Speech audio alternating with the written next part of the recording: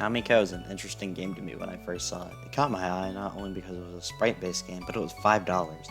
This was big. The game came out in April 2017, and the Switch was only out for a month then. Being a broke middle school student, I didn't have a lot of money for games, so I decided to pick it up since the second cheapest game of the time was like $20. I've had it for a long time and decided to go back, and I remember how much fun it was. Let's talk about it.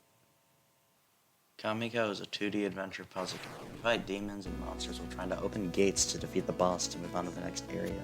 You open gates by getting energy, and the energy is gained by defeating enemies. If you chain enemies in a row, you get even more energy. Your moveset is pretty limited, but like all pixel games, you don't have many moves to do. You can run, attack, pick up keys, or orbs that you use to unlock new areas. Breaking pots or grass can reveal parts that heal you. Puzzles are fun and can be challenging. There's no indication on where to go or what to do, so you really have to think if you want to solve them. It can also be kind of frustrating at times when you need to carry a key or an orb. You can't attack enemies or get hit, so you'll lose it, so you have to go all the way back and retrieve the key from the chest again. But enemies respawn, so your path will always be blocked either way, it's just a matter of trying to get around them. It can be annoying, but not hard. I still enjoy it though. The game is really short. You unlock 4 gates to move on to the boss, and the fights are really interesting and neat.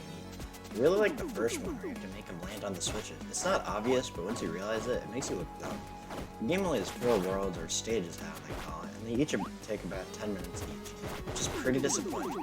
But replay value is added a bit more because you can play as different characters, one with a sword, bow, and a dagger with a shield. All offer different playstyles, and it's fun to go back through each stage. It bumps up the game's time to about 3 hours in total, which is a bit disappointing realizing how much I enjoyed the game. At the end of the level, it shows you how long you took to beat it, and you could try to replay it to see how fast you can go. The speedruns are cool. It took me about 10 minutes to beat the first level, and the whole run can be done in 20 minutes. I don't really have any issues with this game. I usually don't have issues with smaller indie games because they've come from smaller teams with few developers. I think adding a multiplayer mode with $5 DLC and at least one more new level would be worth it. It can be played 3 different times, and if you're into speedrunning, you can have a lot of time with this game. The thing is, indie games don't really have a huge budget, so they can't really add small additions like this. But who knows, maybe we'll see something since they just recently released this on Steam, so they obviously had the game on their mind.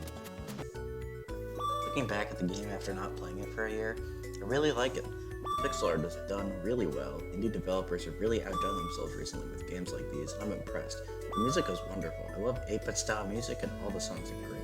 I think this game should be a must-play if you like 2D games. It's not for everyone, but for $5, I'd say it's worth playing, even though you might only get 3 hours of playtime max. Having it released on Steam a while back makes it so even more people can play it.